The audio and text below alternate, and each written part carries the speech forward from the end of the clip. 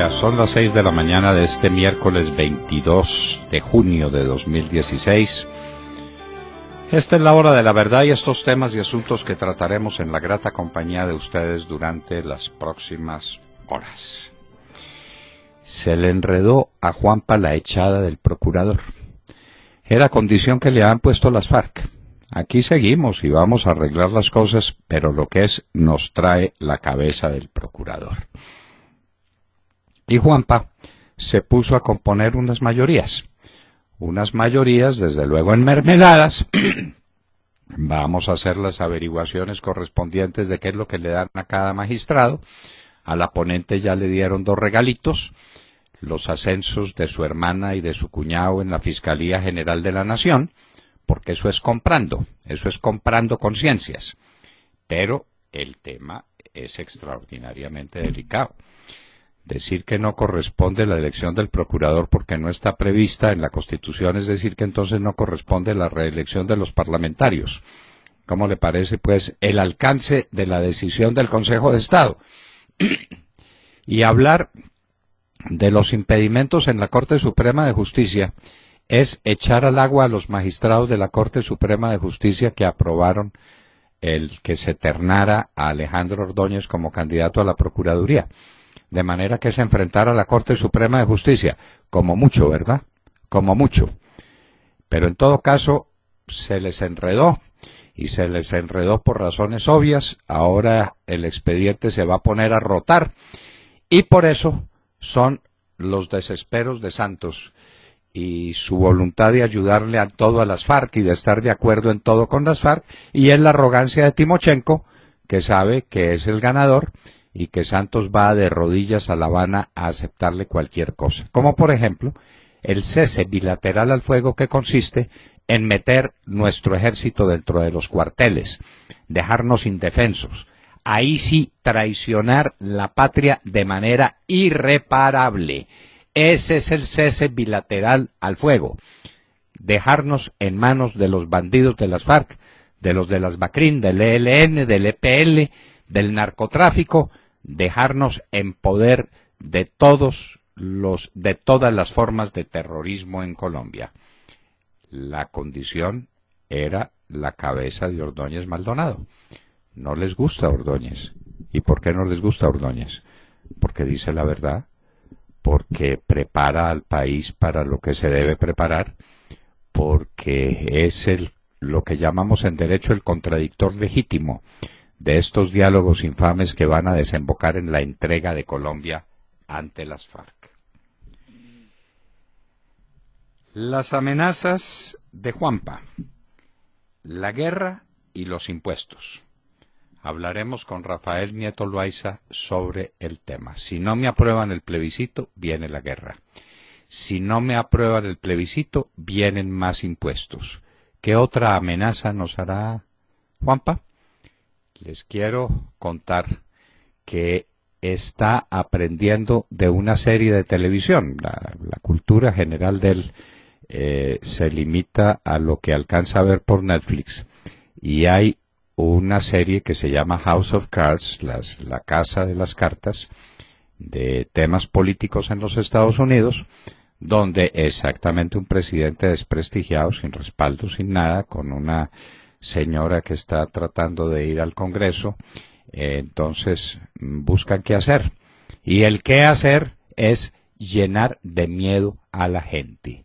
Eso ni siquiera es originario de Juanpa. ¿Y las obras de estabilización? ¿Dónde están las obras de estabilización? Estamos en el 25%. El 75% de las obras de estabilización que estaban financiadas, ¿qué pasó con ellas? ¿Se robaron la plata? ¿Es pura ineptitud? Lo cierto es que si viene el fenómeno de la niña, el último dato era que estábamos en 76% de probabilidades y no nos han vuelto a decir nada. No sabemos si subieron o bajaron. Si viene el fenómeno de la niña, nos inundamos sin compasión, como nunca antes. Le falta pelo pa'l moño a la conversación, dice Timochenko. una declaración rotunda diciendo no ponga fechas, Juanpa, no, eso pues del 20 de julio, no ponga fechas. En otras palabras, las fechas las pongo yo, porque yo soy el que manda, y porque usted es un subalterno mío, y porque usted está en mis manos. El desarme de las FARC. Dice Santos que entregarán hasta la última pistola. Esto es lo más cómico que Santos ha dicho en mucho tiempo. Las FARC no se van a desarmar. Le están buscando a eso una fórmula, como por ejemplo que mantengan sus armas como miembros de la Unidad Nacional de Protección, o que mantengan sus armas como gendarmes del general Naranjo. A propósito, general Naranjo, ¿cuándo va a tener tiempo para contarnos a qué mandó usted sus hombres a Potrerito en Jamundí? 10 hombres armados con armas largas, ¿a qué los mandó? ¿A qué los mandó? ¿A que les pasara lo que les pasó? ¿A qué los mandó, general Naranjo? Con otras cositas, ¿no? ¿Qué pasó con cierta caleta en Cali que se embolató? Usted, general Naranjo, le debe muchas explicaciones al país y cómo eran las relaciones con su hermanito el narcotraficante. ¿Usted, el policía más importante del mundo, no sabía que su hermano era narcotraficante?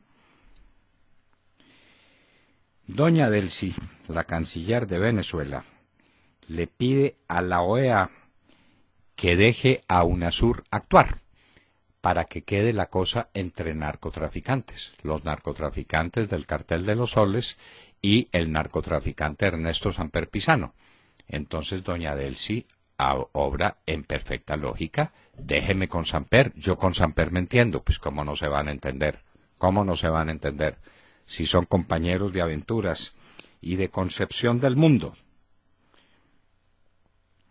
El lío de Juan Carlos Giraldo, sobre esto han hecho pues una película todos los medios de comunicación y nuestros programas hermanos en la hora en que nos emitimos. Juan Carlos Giraldo, pues es posible que sea tan mala persona como dicen ahora, antes no lo habían descubierto, pero que era íntimo de Montealegre y que tenía acceso directo al despacho de Montealegre, no cabe duda ninguna. Para la paz o la guerra se necesita reforma tributaria, dice ANIF.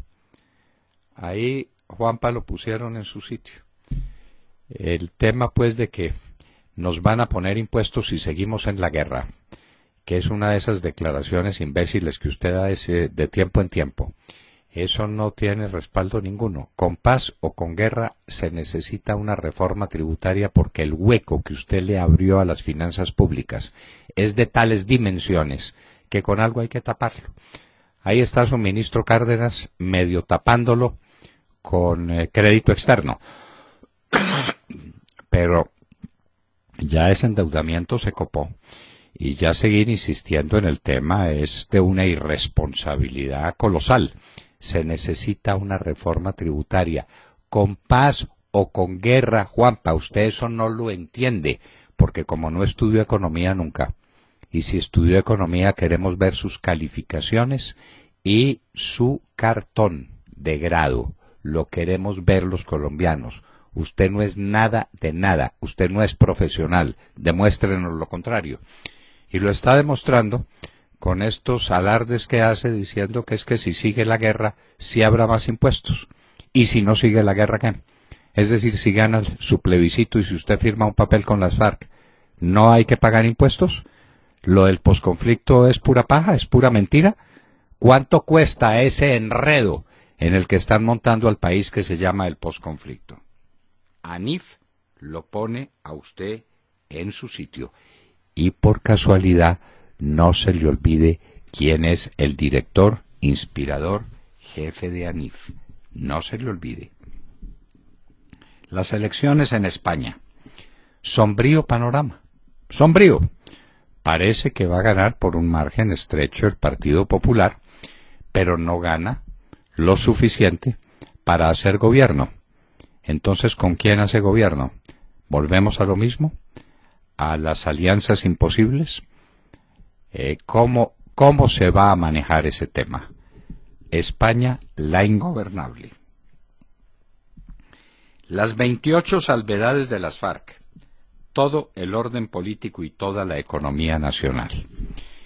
Este documento que ya había circulado antes y que está circulando ahora sobre las 28 salvedades de las FARC. Recuerdan ustedes que cuando Juanpa dice que es que ya tienen arreglado el punto 1 y el punto 2 y el punto 3, deja de lado, porque él es un mentiroso compulsivo, un temita que tiene que ser puesto sobre la mesa: las salvedades de las FARC. Lean las salvedades de las FARC. Haremos sobre eso una presentación amplia en mejor ocasión, donde está toda la organización económica y política de Colombia. Toda. Por ejemplo, les queremos decir una perla. En la Junta Directiva del Banco de la República hay que poner como miembros organizaciones populares, es decir, a las FARC. Hay que llevar a Pastor Alape a que sea miembro de la Junta Directiva del Banco de la República. Por ejemplo, cositas de esas son las salvedades de las FARC. Corea del Norte sigue lanzando misiles de prueba. Ya Corea del Sur dijo que después del ensayo fallido que tuvieron, lanzaron inmediatamente otro misil de prueba, parece que con mejor resultado. Y mientras tanto el mundo, nada, de espaldas a una realidad de que hay un loco, enfermo, compulsivo, un hombre que es capaz de mandar matar a su tío tirándolo a una jaula de perros rabiosos. Ese es el sujeto que es dueño de bombas atómicas. Erdogan, el premier turco, condena ataque contra fanáticos del rock, porque les pusieron una bomba, pero condena también a los fanáticos del rock porque estaban tomando trago en el mes del Ramadán. De manera, compañeros, que no se les olvide, no se puede tomar trago en el mes del Ramadán. El 7 de julio será audiencia de apelación de Leopoldo López. Pues todos sabemos en qué va a terminar eso, porque en Venezuela no hay poder judicial independiente, como tampoco lo hay en Colombia. Para que no nos engañemos, la Constitución del año 91 hizo un engendro pavoroso que terminó poniendo a depender a las Cortes del Congreso de la República. Ahí se origina el Consejo Superior de la Judicatura, y del Consejo Superior de la Judicatura en cascada viene todo. Las Cortes, el Consejo de Estado, la Corte Suprema de Justicia, todo viene del Consejo Superior de la Judicatura, que viene todo del Parlamento. No, lo mismo que en Venezuela, en Colombia no tenemos poder judicial autónomo e independiente. Ayer, Delcy, la inefable Delcy, la canciller venezolana, pidió que se suspendiera la discusión sobre la Carta Democrática de la OEA que debe aplicarse a su país, porque Almagro no era competente para convocar la reunión. ¿Cómo le parece, doña Delcy? Es el último argumento que usted tiene, no para defender una democracia inexistente como la de Venezuela, sino para discutir la convocatoria a una reunión. No tenemos que pedir... Nosotros, sépalo bien, don Maurice Armitage, por quien hemos tenido simpatía y respeto y consideración, pero nosotros no tenemos que pedirle perdón a las FARC. No sabemos si a usted lo secuestraron 2 veces, pero parece que quedó con síndrome de Estocolmo, y que entonces hay que pedirles perdón porque los obligamos a ejecutar actos de terrorismo y a armarse y a enriquecerse fabulosamente con la droga. Hay que pedirle perdón a las FARC. No, don Maurice, nosotros no. Le pedirá usted perdón que tal vez usted fue el causante de sus 2 secuestros. Pero no creemos, don Maurice, reflexione mejor sobre esos temas. Atacante suicida en frontera de Jordania y Siria, deja 6 muertos.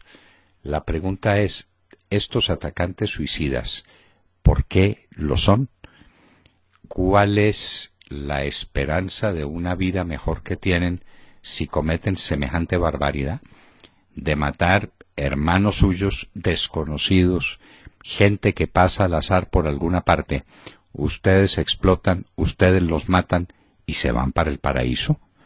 extraña noción del paraíso y extraña noción del bien y de los méritos ante Dios. Y en Hoy en la Historia recordaremos un hecho de importancia trascendental. En un día como hoy, Francia, en el año de 1940, se rindió ante las tropas de Hitler. Francia, la vencedora de la Primera Guerra Mundial, la que le impuso todas las condiciones ignominiosas a Alemania, la que tenía a Alemania en un puño. Francia le dio la espalda al fenómeno del armamentismo hitleriano. No le quiso ir a la acción francesa, ni le quiso ir a los militares como al mariscal Pétain, no le quiso ir a nadie. Y siguió de rumba socialista, hasta que Alemania la invadió y se tuvo que rendir ante ella. El que no libra la guerra oportunamente, tiene que librar después las peores de las guerras, las más atroces y las más duras. De todo esto y de mucho más hablaremos con ustedes en las próximas horas, en la Hora de la Verdad.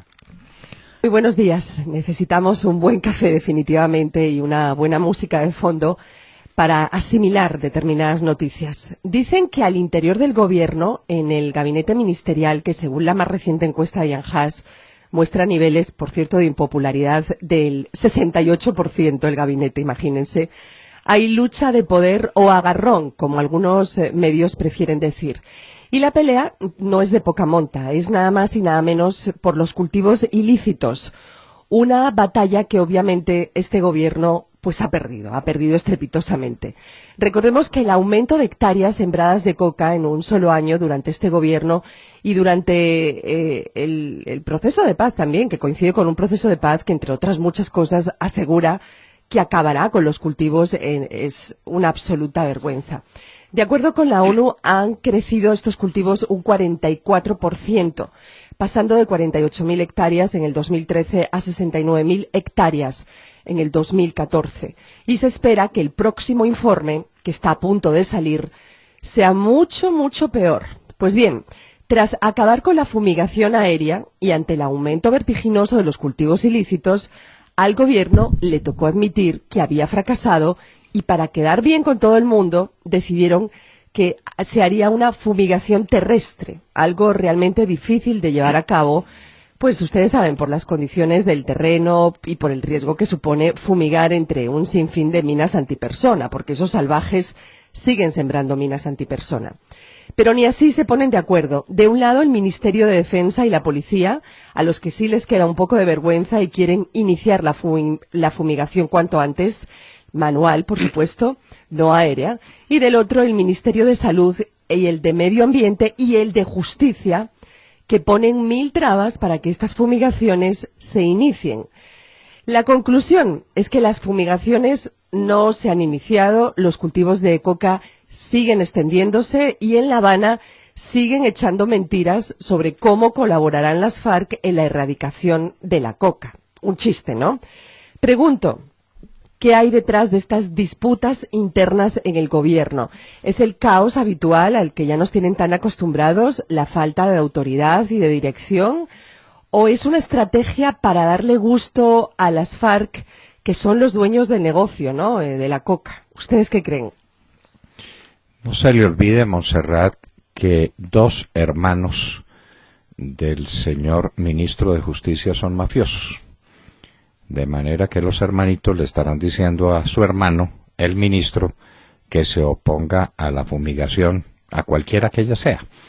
Esa fumigación terrestre es un atentado contra las cuadrillas de trabajadores, que esa no le importa mucho a Santos, ¿no? A él lo que le importan son los muertos en las ciudades. Los muertos con las minas antipersonas en los campos sembrados de coca, esos no le importan.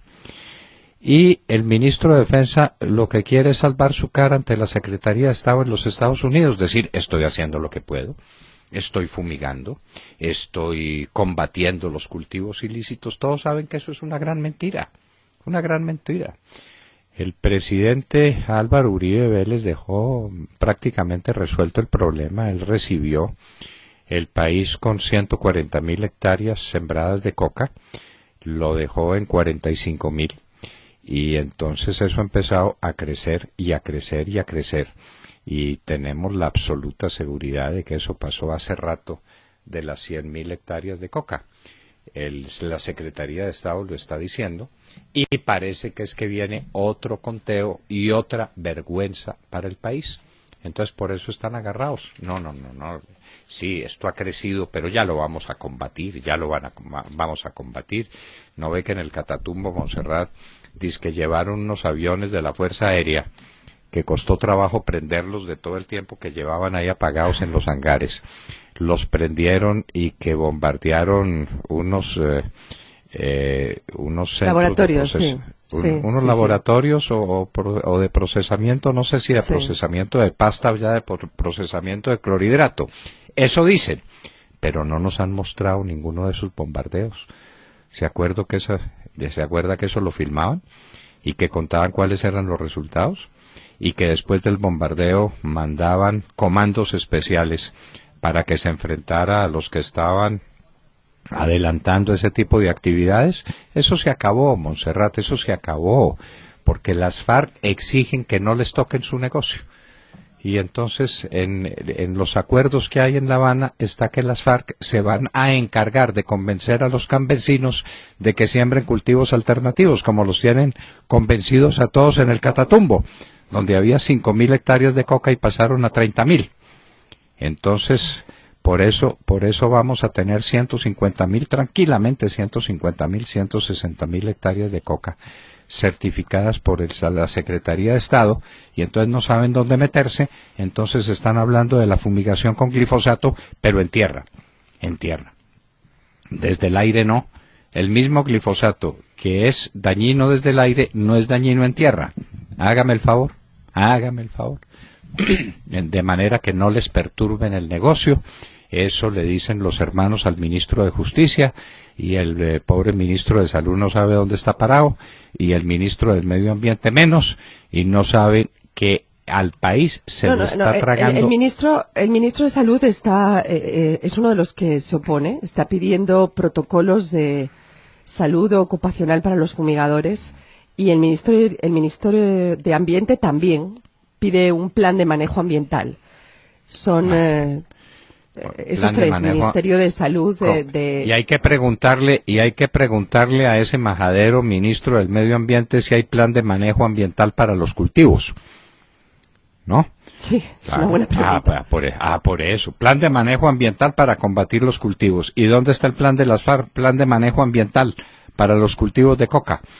Donde destruyen los parques naturales, donde destruyen las selvas colombianas, donde acaban con los ríos. ¿Por qué no pide, doctor Murillo, eso o Morillo? Bueno, Murillo.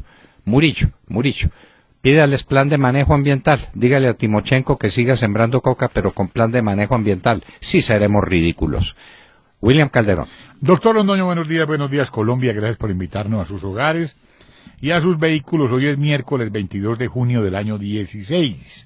Son las 6:29 de la mañana. Lo ocurrido ayer en la sede alterna del gobierno bolivariano de Colombia en La Habana dejó demostrado ante el mundo que quien manda, manda, y es el comandante Timochenko, quien al sentirse engañado por su subalterno, el comandante Santiago, al no poderle entregar la cabeza del procurador general Alejandro Ordóñez, anunciada anticipadamente por el acupunturista Roy Leonardo Barreras Montealegre, quien ayer, al partir a la isla de los hermanitos Castro, anunció la caída del jefe del Ministerio Público. Mientras tanto, en la sala plena del Consejo de Estado, los togados pedían la rotación del expediente ante las dudas que genera el libelo salido de las interpretaciones de la magistrada Rocío Araujo, que terminaron poniendo contra las cuerdas a la propia Corte Suprema de Justicia, generando otro choque de trenes, y todo al portas de la anunciada elección del nuevo fiscal general de la Nación. Doctor Londoño, definitivamente a Juanpa le falta mucho pelo pa' moño. Bueno, más o menos eso le dijo Timochenko cuando lo puso en orden, porque estaba fijando fechas. Le dijo, ¿usted con qué derecho fija fechas? Ya sabemos que las fechas son una mala técnica porque no las cumplimos. Y no las cumplimos cuando estamos de acuerdo, ¿cómo será cuando estamos en desacuerdo? De manera que nos falta pelo pa'l mollo.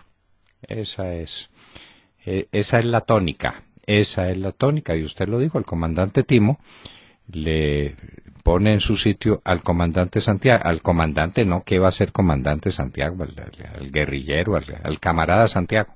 Déjelo así, no lo ascienda. Roberto Mora. Buenos días, doctor Londoño, queridos oyentes y compañeros de la mesa. Como se esperaba, la maniobra de UNASUR, es decir, reiteramos, del presidente Samper, para evitar la aplicación de la Carta Democrática a Venezuela, prosiguió ayer en Washington con la presentación del ex primer ministro español Zapatero, quien pidió a la OEA, comillas, una oportunidad para el diálogo, y precisó que la agenda que proponen los expresidentes incluiría los siguientes temas: la separación de poderes y los conflictos institucionales, la reconciliación entre las partes, la defensa de la solidaridad y cooperación, el cumplimiento de los plazos electorales y constitucionales y finalmente, comillas, una nueva y decidida acción por el desarme. Zapatero omite mencionar abiertamente la grave crisis humanitaria y el desabastecimiento de alimentos en Venezuela, seguramente para no molestar al régimen, y se refiere eufemísticamente a la, comillas, repito, defensa del principio de solidaridad y cooperación.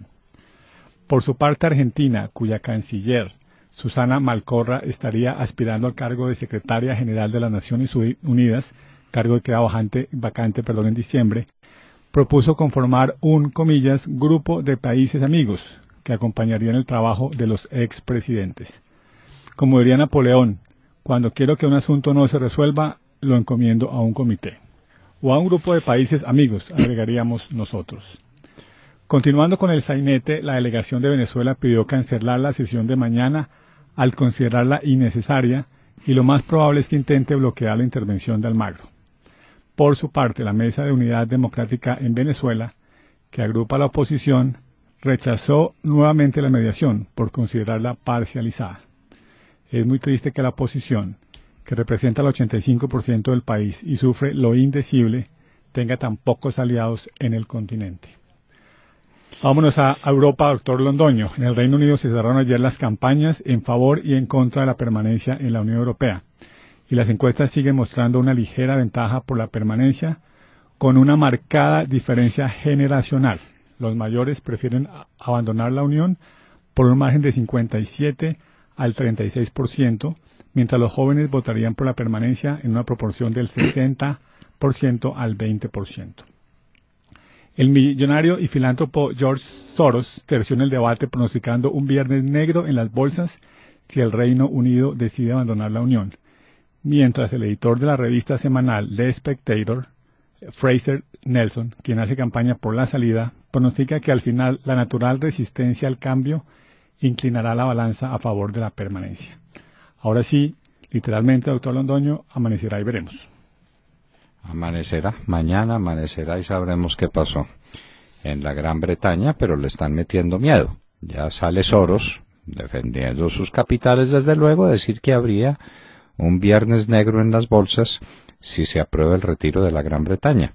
Probablemente tenga la razón, pero las mecánicas del miedo suelen tener cierta eficacia en materia electoral. Vamos a ver qué pasa mañana 23 de junio, cuando los británicos decidirán en elecciones si permanecen o si se retiran de la Unión Europea. Santiago Castro. Doctor Londoño, muy buenos días para los oyentes y para los compañeros de la mesa. Lo empezaba ya a anotar William.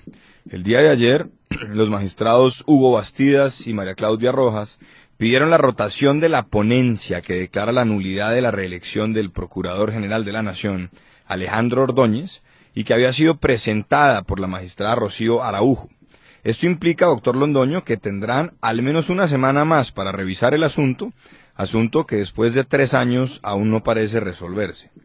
Recordemos que Alejandro Ordóñez fue reelegido en noviembre de 2012 por el Senado de la República con 80 votos a su favor, de una terna que en su momento integraran Orlando Gallo y María Mercedes López. Esta última, la magistrada López, renunció poco antes de la votación alegando que las condiciones no estaban dadas, asunto que fue rechazado de plano por el entonces presidente del Congreso, Roy Barreras, y en general por todas las bancadas. Ordóñez fue ternado por la Corte Suprema de Justicia, Gallo por el Consejo de Estado y López por el presidente de la República. Días después de la elección, doctor Londoño, el exmagistrado Rodrigo Uprimi demandó la elección, alegando, entre otras cosas, que en su momento Ordóñez no podía ser ternado por la Corte Suprema, pues varios magistrados de dicha corporación estaban inhabilitados para votar por el hoy procurador, que la Comisión de Ética del Senado no aceptó los impedimentos presentados por varios senadores, que Ordóñez fue ternado sin contar con la mayoría de los votos que se requerían en la Corte Suprema y que la Constitución Política obliga que haya una terna para la elección del procurador y la renuncia de María Mercedes López acababa, por supuesto, la terna. Después de 3 años, aún no sabemos qué va a pasar, doctor Londoño. Fuentes consultadas por La Hora de la Verdad indicaron que hay al menos 3 versiones sobre lo que estaría pasando.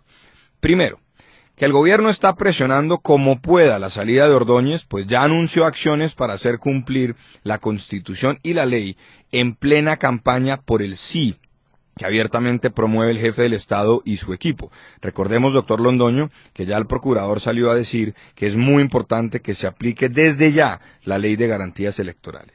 Segundo, el procurador se ha batido como un gladiador, impidiendo que se consolide la mayoría de 14 votos que se requieren para removerlo de su cargo. Tercero, que empieza a generarse un escenario de solidaridad entre los magistrados de la Corte Suprema de Justicia y del Consejo de Estado, pues la ponencia de la magistrada Araujo traería gravísimas consecuencias y no dejaría títere con cabeza, ya que insiste en las inhabilidades que al parecer tenían en su momento varios magistrados por tener familiares en la Procuraduría. Al parecer lo que hay entonces, doctor Londoño, es un zaperoco, y como van las cosas, Alejandro Ordóñez podrá terminar su periodo en la Procuraduría. En últimas, permítame la opinión, es lo mejor para un país que sufre una crisis de confianza en sus instituciones por parte de la ciudadanía, y la salida del Procurador General de la Nación, en plena campaña para la refrendación de los acuerdos con las FARC, en nada le ayudaría a la democracia colombiana, doctor Londoño.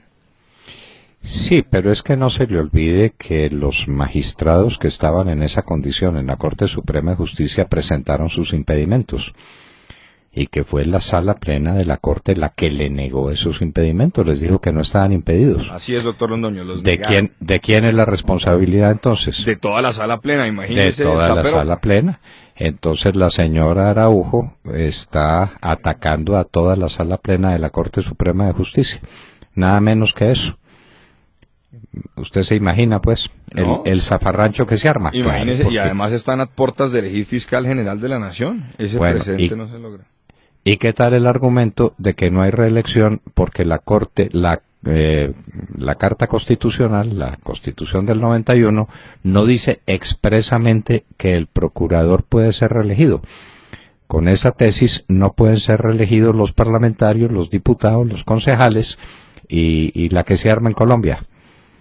Pero Maya Villazón sí pudo ser reelegido sin problemas, ¿no? Sí, claro, sin problemas. Sí. Y eso le gustó mucho a Uprimi, porque el Tartufo lo contrataba. Más de 700 millones de pesos en contraticos. Esa reelección sí era legítima. La que no es legítima es la de Ordóñez cuando no lo contrató.